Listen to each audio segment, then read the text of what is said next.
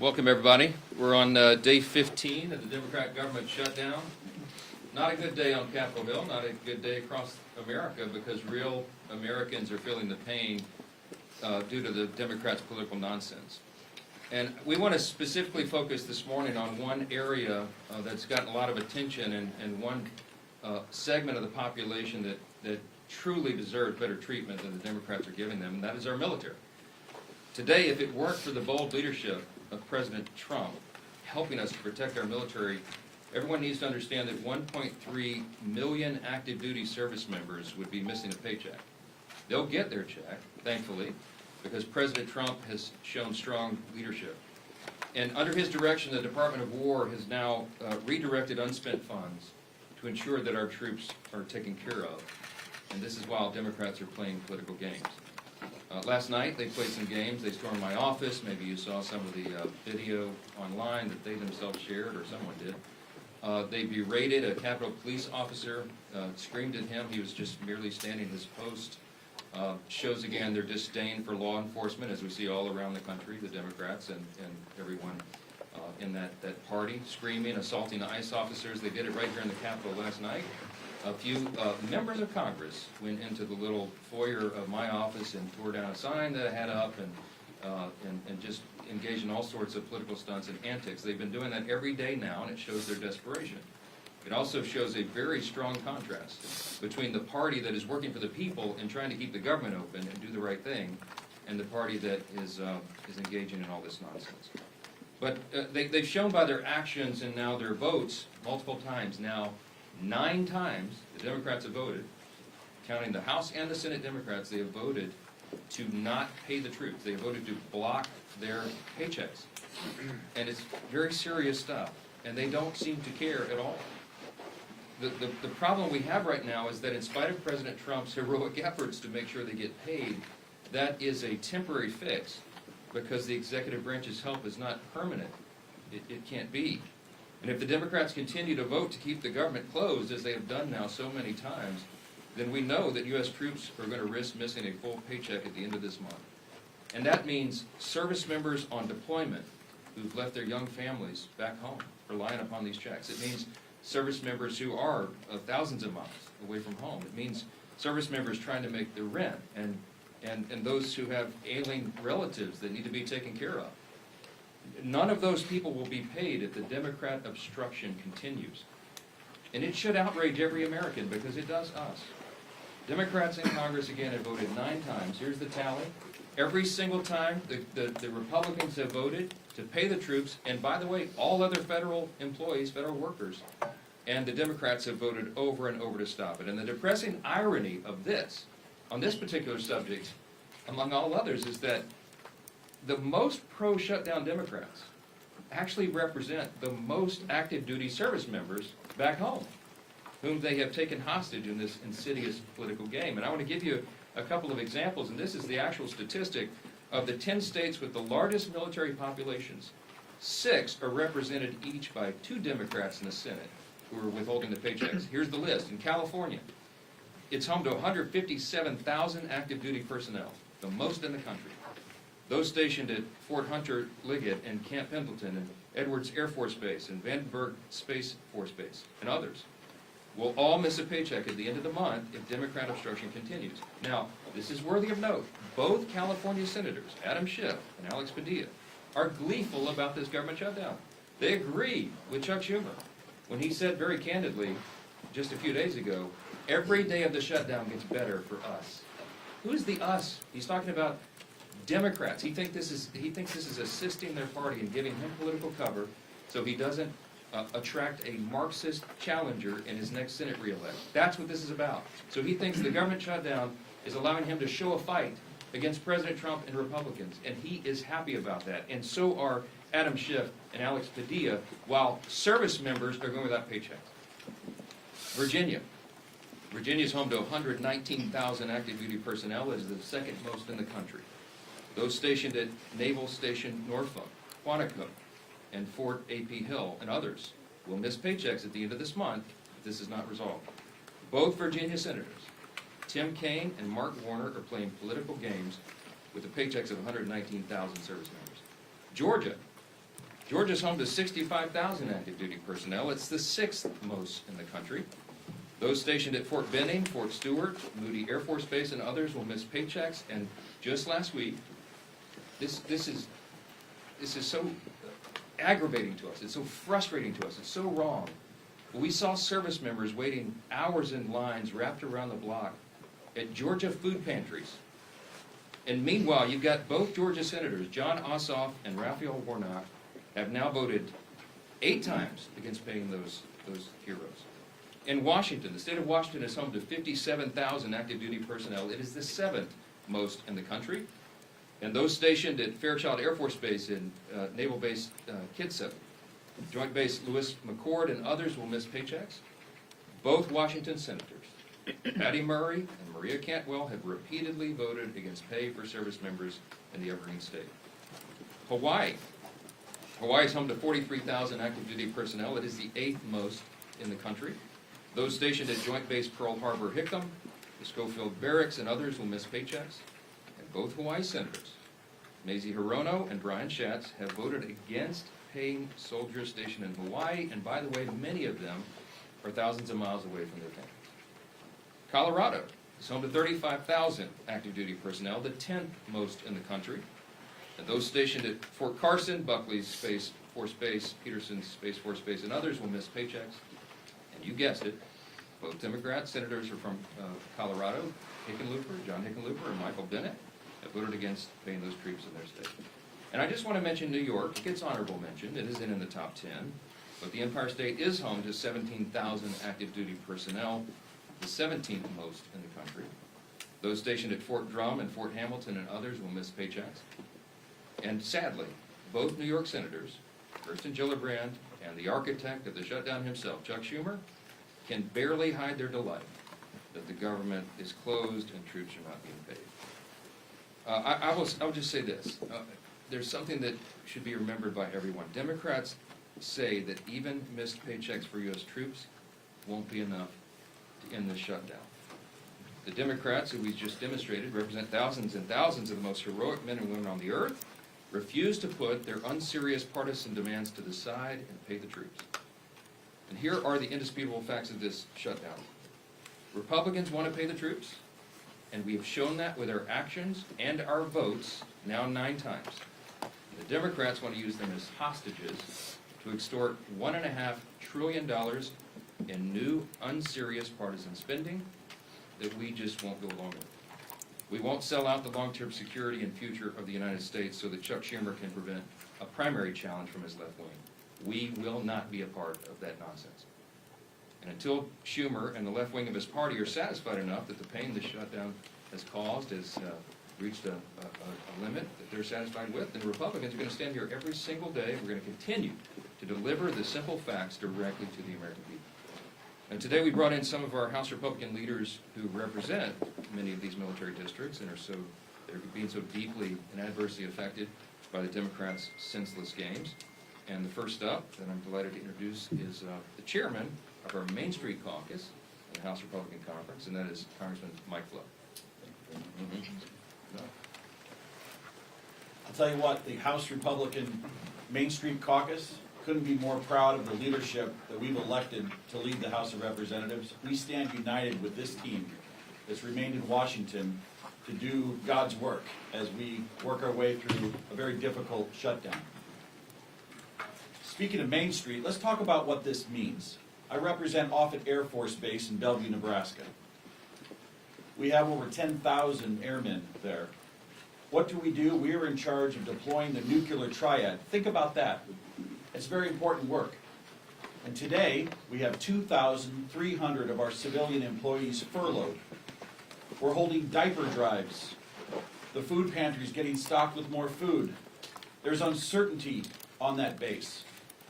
The men and women who go to work every day to keep us safe, to provide that strategic deterrent on what could be the world's worst day, don't need this stress. We don't need this stress, especially to satisfy the political future of a New York Senate leader. This could have been avoided. He did the right thing, Mr. Schumer did, in March. He's a pro. He knows political calculus. He paid a high price for it, and now people in my district are paying a high price, and it's not right. And by the way, as a country, we're better than this. We are way better than what's happening across our bases. And so to the people at Offutt Air Force Base and every military installation, the Main Street Caucus is here to say thank you for what you do. Whether you're furloughed or not, we appreciate every single one of you. Thank you again, Mr. Speaker, for having us, and thank you for inviting and including the Main Street Caucus. Well, I'm not going to introduce each of them. I'll ask them to do that themselves, but I do want to introduce the vice chair of the Main Street Caucus, and that is Congresswoman Laurel Lee, State of Florida. Thank you, Mr. Speaker, and thank you all for being here today. We are here today because the American people deserve to know the truth about why our government is shut down. The reality is simple. This shutdown was entirely preventable. It's happening because Democrats have refused to work with Republicans on our responsible, common sense funding measure. House Republicans did our work. We passed a straightforward extension of funding to keep the government open while ensuring our troops, our Border Patrol agents, and all essential services are fully supported. But at every turn, Senate Democrats have instead chosen obstruction and delay. They voted again and again to stop temporary funding that would have kept the government open. Again and again, they put partisanship ahead of the needs of the American people. And it's hardworking American families that are paying the price. In my district, we see these impacts firsthand. At MacDill Air Force Base, there are thousands of brave men and women in uniform. Many have young families in our schools and spouses who work on base and in our communities. In addition, some of our very best neighbors work as civilian technicians and managers at MacDill and keep critical services, not just for our community, but for our country, operate. These are the people who will feel the strain of this shutdown and Washington's dysfunction the most. The service members, the civilian workforce who serves alongside them, and the federal workers and their families. They are now left to worry about their bills, about groceries, about paychecks, all because of political games by Senate Democrats. They deserve better than this. They deserve leadership that puts our country ahead of politics. House Republicans have already voted to ensure our service members receive their pay, and we will not allow America's heroes to suffer because of this political brinksmanship. Thanks to President Trump's leadership, the Pentagon identified funding to make sure that our troops are paid this month, even in the face of this needless shutdown. This is not about politics, it is about priorities. Our priority is the American people. We want to secure our border, to strengthen our military, to restore fiscal sanity to Washington, and ensure that every taxpayer dollar is spent wisely. Senate Democrats have made their priority. They're more interested in protecting wasteful spending and expanding benefits for illegal immigrants than they are in protecting our service members and our hardworking American families. That is unacceptable. To the men and women at MacDill Air Force Base and the families across Florida's 15th Congressional District, and to every American feeling the uncertainty of this shutdown, know this: we are fighting for you. We are fighting to reopen government responsibly, to ensure stability for your families, and to get this country back on track. It's time for Democrats to stop the political games, to stop holding our troops and our federal workers hostage to their agenda, and to join us in putting the American people first. Thank you. And now we have our colleague, Representative Lalota. Good morning, everybody. Fully funding our military is the most important thing our Congress can do. And 15 days into this shutdown, it's time for Chuck Schumer to do what's right and show a fraction of the courage and selflessness our troops display every day. Before I came to Congress, I was a Navy man. I deployed overseas 3 times alongside some of the most selfless and brave Americans our nation has to offer. These men and women serve their nation in hot engine rooms overseas, on dangerous aircraft carrier decks conducting night flight operations, and on island chains ensuring they didn't become a safe haven for terrorists. The sailors I served with risked everything, time away from home, injury to themselves, and even their own lives in defense of our great nation. And I think that kind of courage demands some sort of selflessness as well from our nation's leaders too. Thankfully, President Trump showed the boldness and decisiveness to ensure that our troops got paid, and they didn't miss today's paycheck.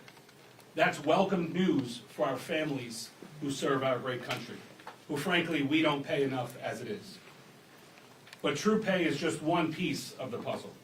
A prolonged government shutdown endangers America's national security, halting contracts, furloughing half of the Defense Department's civilian workforce, and disrupting intelligence and operations. It weakens our ability to compete with China, Russia, North Korea, and our other adversaries. It delays training, it delays deployments and housing support, and reduces overall readiness. Like Chuck Schumer, I'm a New Yorker, and I'll say this plainly. The next generation of New York Democrats are socialists, like AOC and Zohran Mamdani, and they're dragging their party towards socialism. They want open borders, they want taxpayer-funded health care for illegal immigrants, and they want government-run grocery stores. Just look at the race right now for New York City mayor. Now I know that socialism doesn't come naturally to Chuck Schumer. It was said before that just back in March, he supported the same clean CR that we're asking him to support today. Back in March, he had a backbone, Chuck Schumer. He stood up to his party's radical base and said he would put the nation before his own political interests. And he took a lot of flack for doing so. And that's why he's changed his course. But we're here today to call on him to do better and to put the country before his own political job. And we're asking that he put the hundreds of thousands of federal workers that rely on a continuing resolution, we're asking him to support that.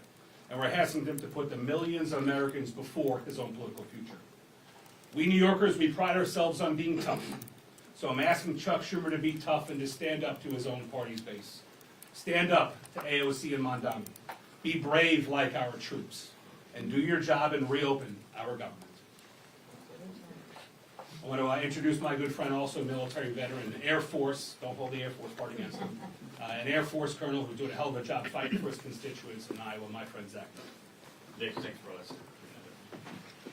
Whenever you can get the Navy and the Air Force on the same target, we're moving in the right direction. Friends, here's the reality right now.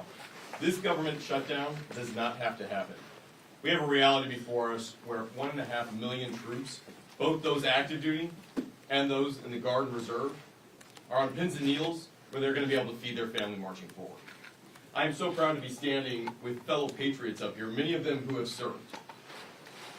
I'm one of those members who have served not only in combat, but continue to serve in my reserve capacity now. I've already committed my drill this weekend, and speaking with frontline members who are serving in uniform, our brothers and sisters, the sons and daughters of families who have sacrificed to have their child be in the military.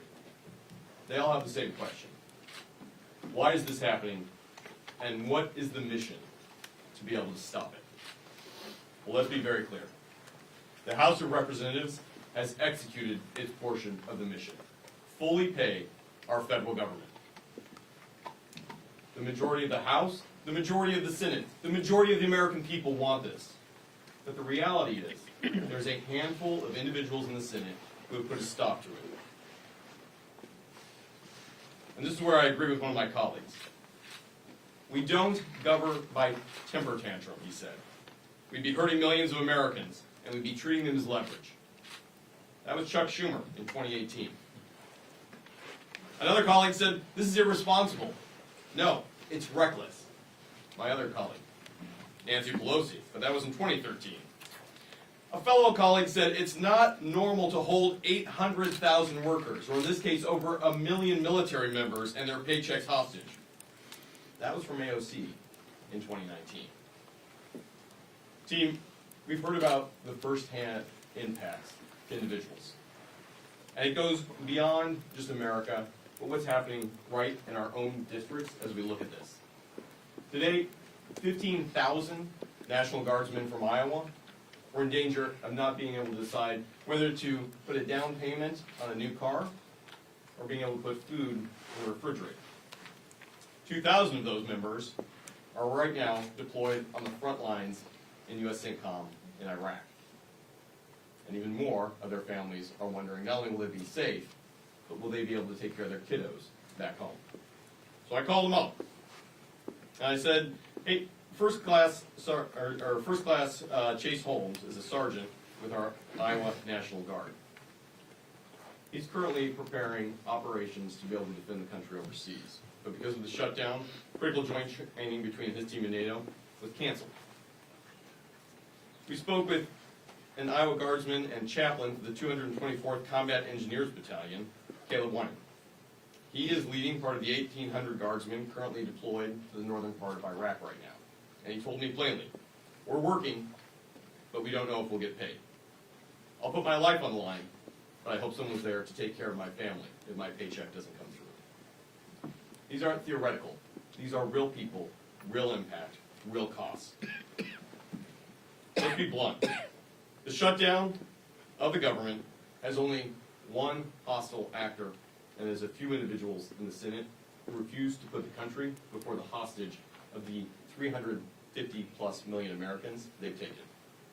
It's unacceptable, and that is why I'm grateful that while President Trump is helping lead peace in the Middle East with the men and women who are on the front lines providing it, we have folks at home who need to do the same job and stand up for this country first.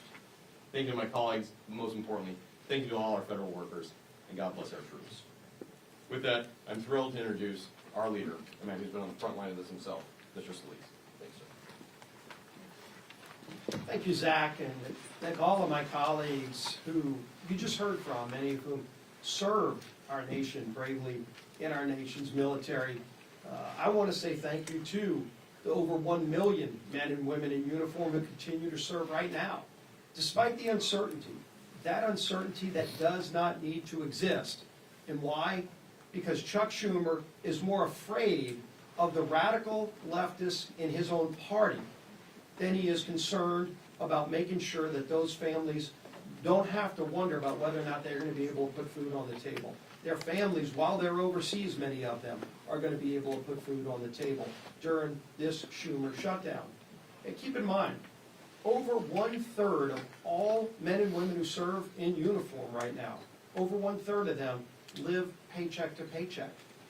That means when Chuck Schumer is voting to deny them pay, many of them will not be able to make their rent payment or their mortgage payment.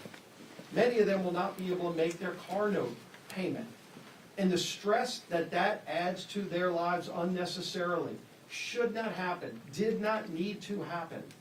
This House came together. I'm so proud of the men and women I serve with in Congress here in the House where we did our job. Weeks ago, we sent a bill over to the Senate. That doesn't resolve all of our differences. People often say, gee whiz, why can't Washington just get together? You know, which side's going to win this thing? It's not about which side wins. It's about stopping the American people from being the losers in Chuck Schumer's fight while we go negotiate our differences. We have big differences we need to negotiate, and the clean CR that we passed over the Senate does not resolve those differences. It just gives us some more time to have that negotiation. And by the way, that clock is getting sooner every day. November 21st is not extending every day that Chuck Schumer continues this charade that he's playing with the lives of millions of American families. That date is going to get closer every day where we're not going to have as much time to negotiate our differences. And how big are those differences? Just look at the wish list, the hostage list that Chuck Schumer filed weeks ago, his demands that he said have to be met before he'll even open up the government again.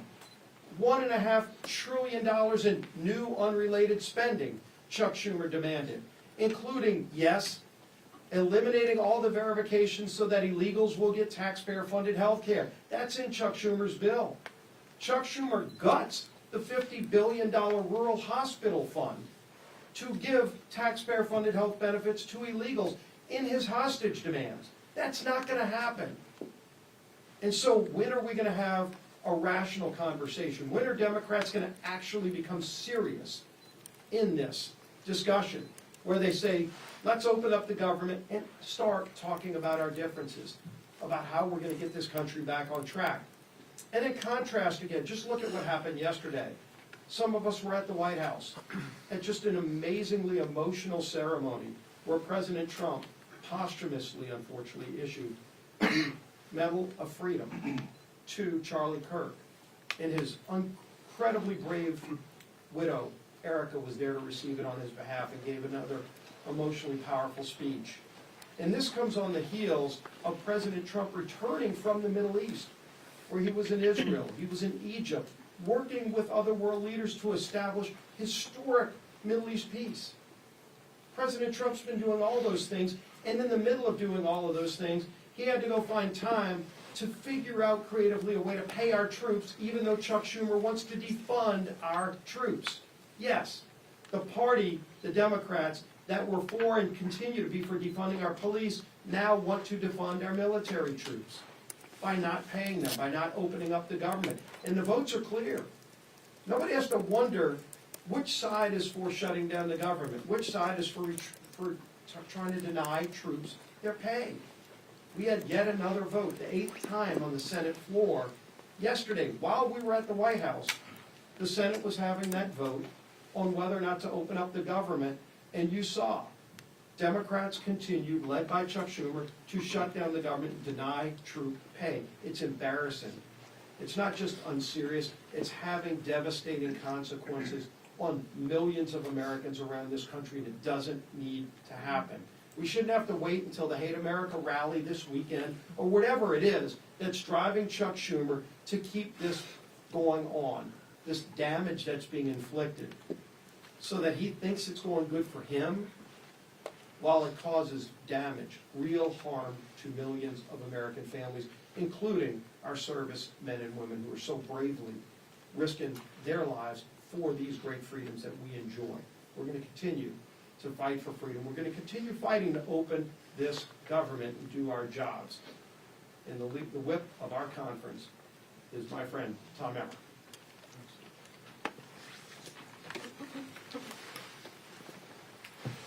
If Chuck Schumer and the Democrats had things their way, more than 1 million service members would not get paid today. Thankfully, our commander-in-chief stepped up where the Democrats have refused by reallocating funds to ensure our troops receive their hard-earned paychecks today. Thanks to President Trump, military families across the country will have the resources they need to continue making ends meet just a little bit longer. Yet, what has been the Democrats' response? Representative Madeline Dean told CNN yesterday, quote, "This is not the way to run a government," close quote. Making sure our troops get paid is not the way to run a government? You know what is actually not the way to run a government, Representative Dean? Holding the American people hostage over your $1.5 trillion wish list of radical demands. Clearly, the Democrat Party of today is not your grandfather's Democrat Party. They care about one thing and one thing only, appeasing the radical, pro-terrorist wing of their party. And they will inflict the maximum amount of pain on the American people to do it.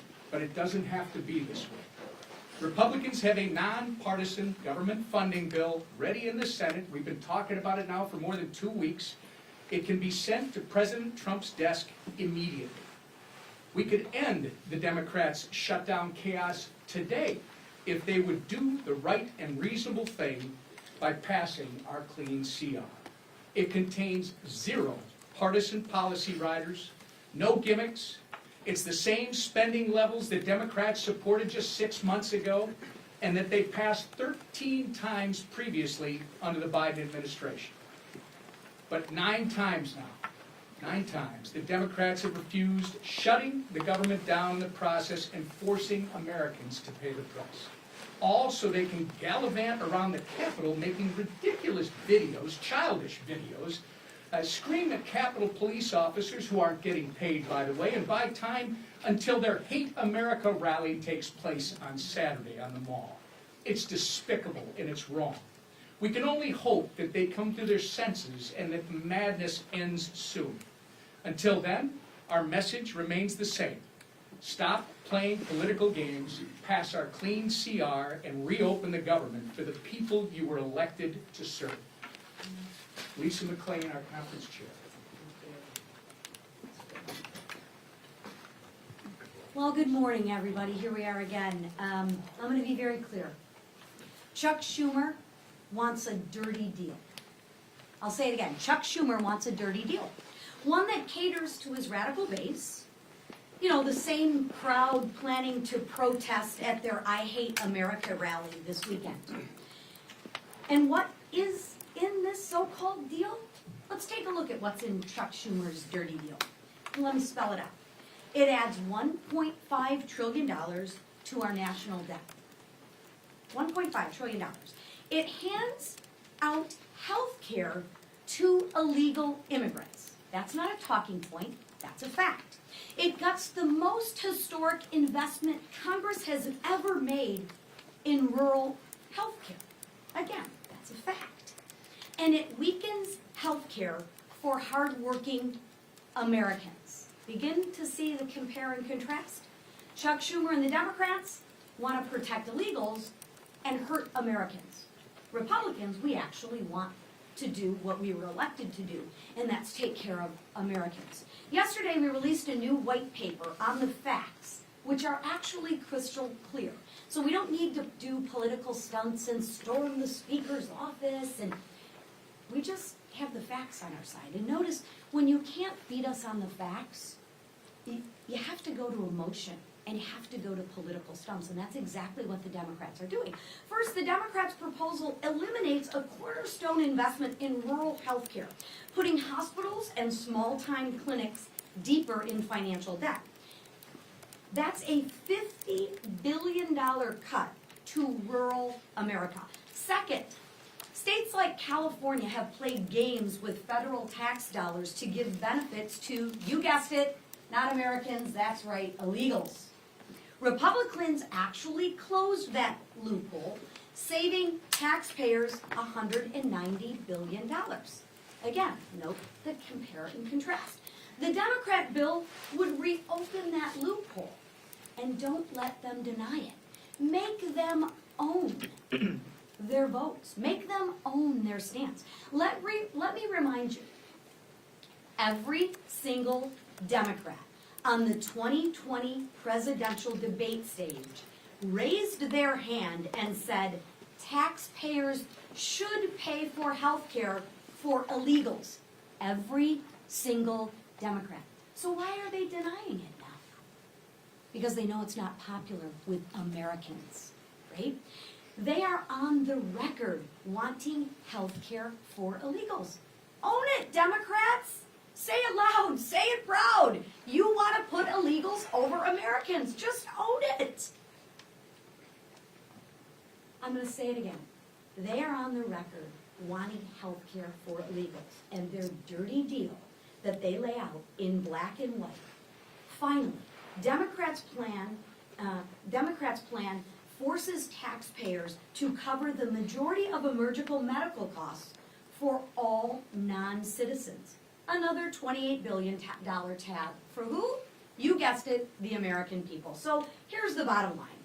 The Democrats' proposal would force taxpayers to fund $119 billion in waste, fraud, and abuse. Yes, that's right. The Democrats advocate for waste, fraud, and abuse. Why? Because it's not their money, it's your hard-earned money, including benefits for people that are here illegally. That weakens health care for Americans. It also defunds rural health care. Again, that weakens health care for who? That's right, it weakens health care for Americans. It is absolutely outrageous. So here's my message to Democrats. Tell all of your radical base you're done taking orders. Tell them you're putting America first. Drop the demands, reopen the government, pass the House bill, and let's get back to work for the American people. Thank you. Speaker Johnson. Johnson. Speaker Johnson. A judge in Florida issued a restraining order against Corey Mills for threatening and harassing behavior from an ex-girlfriend. And according to these court documents, he also instructed a congressional staffer to reach out to her after that initial temporary restraining order was filed. Do you think this is an ethical violation, and do you think any disciplinary action is warranted? I have not heard or looked into details of that. I've been a little busy. We have a House Ethics Committee. If it warrants that, I'm sure they'll look into that. Will you Mr. talk to Speaker. her? Mr. Speaker.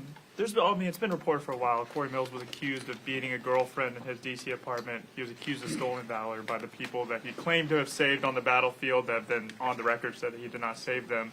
I mean, this has been happening since the beginning of the year. Are you concerned about these allegations against Corey Mills? Look, you have to ask Representative Mills about that. I mean, he's been a faithful colleague here. I know his work on the Hill. I mean, I don't know all the details of all the individual allegations and what he's doing in his outside life. You have to ask him about that. Let's talk about things that are really serious. Mr. Speaker. Thanks, Mr. Speaker. OMB put out memos saying that they're going to batten down the hatches and ride out the shutdown, but, as you pointed out, they're going to pay the troops, as well as they said pay law enforcement. Should law enforcement include Capitol Police, who protect you, your family, you know, Mr. Scalise, the whip, as well as the Capitol building in general? Yeah, we've always stood with Capitol Police and law enforcement, and we've shown that in word and deed. And I can tell you that I was with the president for a couple of hours in the Oval Office last night. I spoke with Russ Vogt in the Rose Garden before the Charlie Kirk service. They are, what's the right word, forlorn about this. No one on the Republican side is taking any pleasure in this scenario. Yes, we're always for reducing the size and scope of the government and all of that, but this is not the way to go about it. We don't shut the government down, turn off the funding streams, and then require all these cuts like this. So what they're doing is they're having to triage federal spending, as you know. Because anybody, as we've said, any person who's in the White House, regardless of party, and their director of OMB, is given this unfortunate, reluctant task. They have to figure out and triage what are the most essential services personnel policies and what are not. They're going to look at that through a partisan lens, but when they look through it through that lens, I mean, we're looking at it right now as conservative Republicans, the White House, that's who serves in the White House right now. If Joe Biden or Kamala Harris or a Democrat were there, they would look at it with a totally different set of lenses. But I can tell you that when we look at that, we prioritize troops and law enforcement, absolutely. So if there is a mechanism to do that, they will find it, and they will fund it. The reason, the way they were able to get the troops paid for this paycheck, and as I said, this is not an enduring solution because we will run out of the funds, but there were some unspent funds in effectively R&D accounts in defense. They moved that over to prioritize payment of those who are putting their lives on the line today and who have families in serious situations. That money will be replaced, as has been explained by the White House, after the funding gets going again. If we can find a similar mechanism to take care of Capitol Police, of course, they'll do that, but that's in a separate branch. So, Speaker. Yes, sir. Mr. Speaker, this is day 15 of the shutdown now, and Leader Scalise just kind of addressed this, that the 7-week bill that you guys passed before, you guys have already lost 2 weeks of that. Is there a point in the future where you decide to put either another clean continuing resolution on the floor, like in the next couple of weeks, or why not just put some of your appropriation bills that have passed out of committee on the floor during the shutdown? Our appropriators have been hard at work, even during the shutdown. They had, remember in the House, we passed all 12 separate appropriations bills through committee, 3 off the floors. There's 9 left. They've been working to put those together and prepare them for action. And whether or not they're all collected here in D.C. or they're working individually at home as a group, you know, we have lots of means of communication right now. So the appropriators are working not just among colleagues in the chamber, but chamber to chamber. So it's a bipartisan discussion that's been going on. As I mentioned several days back, I even spoke myself with Patty Murray, who's the lead on appropriations in the Senate, Democrat side. So that work has been going on. With regard to the timeline of the CR, it would do us no good to pass yet another CR out of the House because it will meet the same fate. Chuck Schumer and the Senate Democrats want to close the government down. They are gleeful about this. They are happy the troops are suffering all this pain, apparently, because they've just voted now 9 times collectively. Democrats in Congress have voted 9 times to block the pay of troops and Capitol Police and all the federal employees and, by extension, all the civilian contractors and everybody else. So we would just be going through an exercise in political futility to pass another CR. It is ironic that the 7 weeks on the clean CR that we passed, September 19th, was a date that was determined by Republicans and Democrats in the House. The appropriators determined together that that should be the length of the CR, and they stipulated together that it should be clean. The Democrats at the time said, please don't put any Republican priorities on that so that we can all do this in good faith. And we didn't. We put a clean CR, and still they voted no. Why? Because their leadership, Hakeem Jeffries and Chuck Schumer, told them they had to. So I think appropriators want to get back to work. I know every House Republican does, but we've got to get the lights turned back on, and Chuck Schumer and the Democrats need to vote to do that so we can get back to regular legislative session. Yes, ma'am. Last question. Thank you. Just to follow up, though. So the Senate is actually trying to advance some appropriations bills. Are you saying that if your appropriators get some bills ready for the floor, you'll bring them back, bring the chamber back, even if the CR isn't passed? Leader Thune is trying to advance the defense approach bill today. We'll see how that turns out. My suspicion is the Democrats are going to play their same political games and stop that cold. I hope I'm surprised by that, but we'll see. We're on a 48-hour return notice for House Republicans and the House itself. Dependent upon action in the Senate, we can get all this moving again, and we can get back to all the regular order and all the things that are stacking up on our plates. It is ironic that even though Democrats decided upon the end date, the 7 weeks to go to November 21, it is the Democrat leadership that is eating up the clock. And they are doing great harm to the American people, not just by suspending services, vital services and paychecks, but also because of the backlog of work that the Congress has to get done. And we cannot do it while hardworking Americans are suffering because of these antics, and that's why we're demanding, insisting that they get it open. I'll leave you with this. You've heard the word contrast here a number of times today. So grateful for these Main Street Caucus leaders who came in and helped us articulate this contrast. I'll just say this again. You have two parties on a split screen right now. You have President Trump and the Republican Party reducing your taxes, cutting government red tape and regulations to get the economy going again, passing historic legislation to boost the economy and bring down the cost of living. You have Republicans who have ended the border crisis, almost zero illegal crossings in the last 4 months. You have Republicans who are working to end the crime crisis and support law enforcement and ICE officers and all those who are wearing that badge and putting their lives on the line and supporting our troops, as we talked about today. You have Republicans who are ending fraud, waste, and abuse in government and making government work more efficiently and effectively for the people. And you have President Trump and the White House and his administration ending conflicts that are killing millions of people around the world. What have Democrats accomplished in the last 9 months? A government shutdown. I mean, the contrast between these parties could not be any more stark. And I encourage you to watch. We call it the Hate America rally that will happen Saturday. Let's see who shows up for that. I bet you see pro-Hamas supporters. I bet you see Antifa types.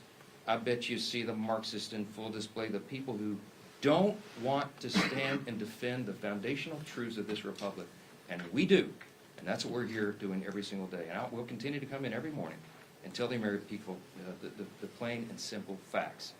Because the facts are going to win the day here. The American people are not stupid. They see what's going on, and they know who's to blame. Thanks for being here this morning. Foot's asleep. Reese.